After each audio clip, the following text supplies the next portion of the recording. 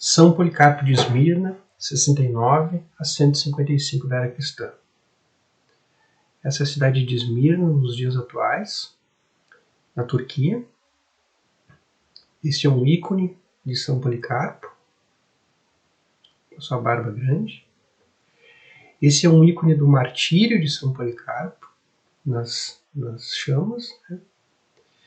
E essa é uma relíquia da mão de São Policarpo, um dos ossos da mão, localizada no Santo Monastério de Panagia Ambelokiotissa Nafpatkos, na Grécia. Vamos ao texto. São Policarpo de Esmirna nasceu no ano de 69 e morreu martirizado em 155 da era cristã. Foi bispo da cidade de Esmirna, mencionada em Apocalipse 2, 8, 10, sendo a única das 7 igrejas ali mencionadas que recebe apenas elogios. Possuía, como era tradicional, uma barba muito grande, como exibem os ícones que o exibem. 2 escritores antigos, Tertuliano, 155 a 210, e Santo Irineu de Leão, 130 a 202, mencionam São Policarpo em seus escritos e atestam que ele foi ordenado bispo pelas mãos do próprio apóstolo João. Era um homem simples, suave, pacífico, fiel cumpridor dos mandamentos e guardião da tradição dos apóstolos. São Policarpo escreveu uma carta à igreja de Filipos, em resposta a um pedido que lhe fizeram para que lhes enviasse as cartas escritas por Santo Inácio de Antioquia, 35 a 98 ou 107. Em resposta ao pedido deles, ele enviou as que tinha em mãos e escreveu uma de seu punho. Além disso, Policarpo é mencionado numa carta que Santo Irineu de Leão escreveu a um certo Florino, que havia abraçado visões heréticas. Esta epístola foi mencionada pelo bispo Eusébio de Cesareia no livro História Eclesiástica. É marcante a forma como Santo Irineu fala de São Policarpo. De tal sorte que posso dizer até o lugar em que o bem-aventurado Policarpo se sentava para dirigir sua palavra, como entrava na matéria e como terminava suas instruções, seu gênero de vida, a forma de seu corpo, as práticas que dirigia à multidão, como contava seu trato com o apóstolo João e com os demais que haviam visto o Senhor, e como recordava as palavras deles, e que era o que tinha ouvido deles acerca do Senhor, quer sobre seus milagres, quer sobre sua doutrina. Policarpo relatava de acordo com as Escrituras. Todas essas coisas não só as escutei, então, diligentemente pela misericórdia de que Deus usou comigo, arquivando-as, não precisamente no papel, mas em meu próprio coração, mas sempre pela graça de Deus as sigo autenticamente ruminando. Carta de Policarpo aos Filipenses. Nesta carta, como mencionado, São Policarpo afirma que está lhes enviando as cartas de Santo Inácio, junto à sua. Alguns pontos da fé estão presentes nessa singela carta. Uma delas é a crença de que Jesus desceu ao Hades após sua morte e de que a salvação se dá pela graça. Alegro-me ainda que a raiz de vossa fé, que é anunciada desde os tempos antigos, permanece até agora e frutifica em nosso Senhor Jesus Cristo, que aceitou sair ao encontro da morte pelos nossos pecados, e que Deus ressuscitou livrando-o das dores do Hades. Sem tê-lo visto, vós acreditais nele, com alegria indizível e gloriosa, que muitos querem conseguir. E vós sabeis que é pela graça que fostes salvos, não pelas obras, mas pela vontade de Deus por meio de Jesus Cristo. Ele anuncia também que, assim como Jesus ressuscitou dos mortos, aqueles que caminharem em seus mandamentos também serão ressuscitados.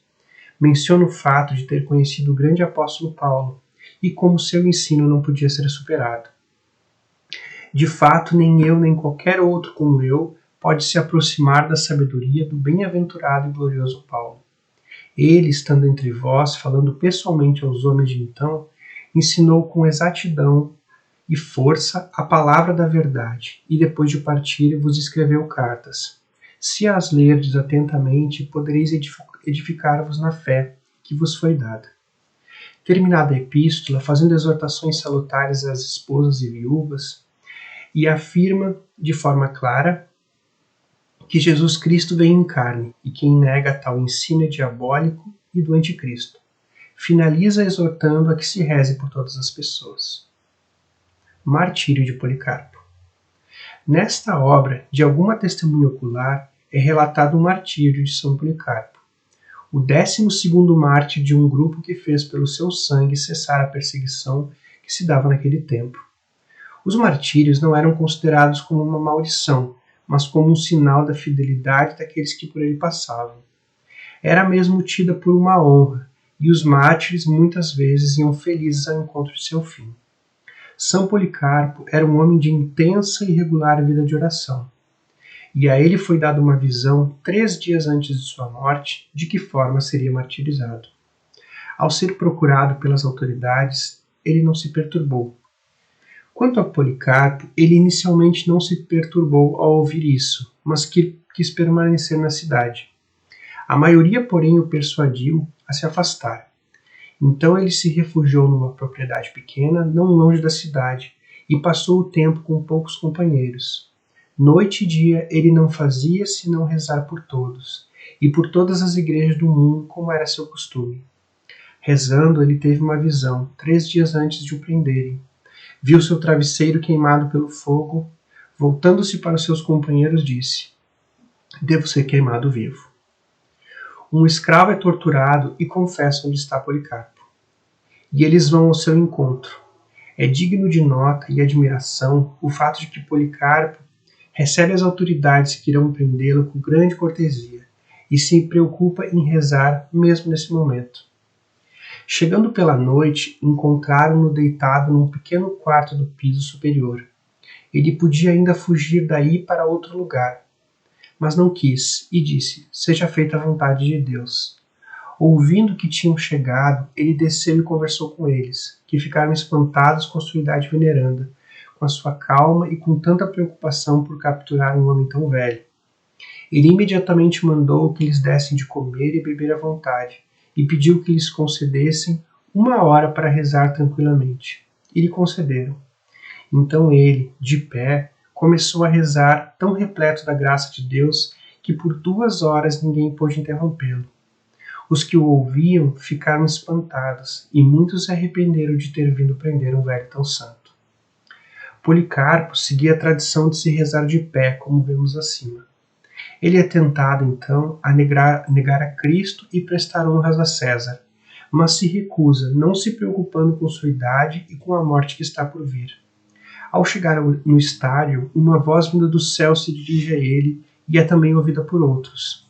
Sê forte, Policarpo, sê homem. Frente a mais pedidos para que renegasse a Cristo, ele dá uma resposta notável. Policarpo seguia a tradição de se rezar de pé, como vemos acima. Ele é tentado, então, a negar a Cristo e prestar honras a César, mas se recusa, não se preocupando com a sua idade e com a morte que está por vir. Ao chegar no estádio, uma voz vinda do céu se dirige a ele e é também ouvida por outros. Sê forte, Policarpo, sê homem. Frente a mais pedidos para que renegasse a Cristo, ele dá uma resposta notável. Eu o sirvo há 86 anos, e ele não me fez nenhum mal. Como poderia blasfemar o meu rei que me salvou? Como Policarpo não se importava com o fato de ser lançado às feras, o procônsul decide que ele será queimado vivo. Refletindo sobre as chamas temporárias dessa fogueira, Policarpo a compara com o fogo eterno, demonstrando o tipo de crença do inferno que possuía. Tu me ameaças com um fogo que queima por um momento, e pouco depois se apaga, porque ignoras o fogo do julgamento futuro e do suplício eterno, reservado aos ímpios. Mas por que tardar? Vai e faz o que queres. Ele já era venerado como santo ainda em vida, e as pessoas queriam tocar-lhe a carne santa. Quando a pira ficou pronta, o próprio Policarpo se despiu, desamarrou o cinto e ele mesmo tirou o calçado. Ele nunca fizera isso antes, porque sempre cada um dos fiéis se apressava a ser o primeiro a tocar-lhe o corpo. Mesmo antes do martírio, ele já era constantemente venerado pela sua santidade de vida. Ocorre então um milagre. As chamas não consomem sua carne e um aroma de incenso é sentido. Quando ele ergueu o seu amém e terminou a sua oração, os homens da pira acenderam o fogo. Grande chama brilhou e nós vimos o prodígio, nós a quem foi dado ver e que fomos preservados para anunciar esses acontecimentos a outros. O fogo fez uma espécie de abóbada, como vela de navio inflada pelo vento, e envolveu como parede o corpo do mártir. Ele estava no meio não como carne que queima, mas como pão que assa, como ouro ou prata brilhando na fornalha. Sentimos então um perfume semelhante a baforado de incenso, ou a outro aroma precioso. Os soldados então o acertaram com um punhal, e é só então que ele morre. Os fiéis buscaram ficar com a carne santa de Policarpo, mas as autoridades não a queriam dar. Por fim, decidiram queimar o corpo dele, e os cristãos conseguiram resgatar seus ossos, e estavam decididos a celebrar o aniversário de seu martírio todos os anos.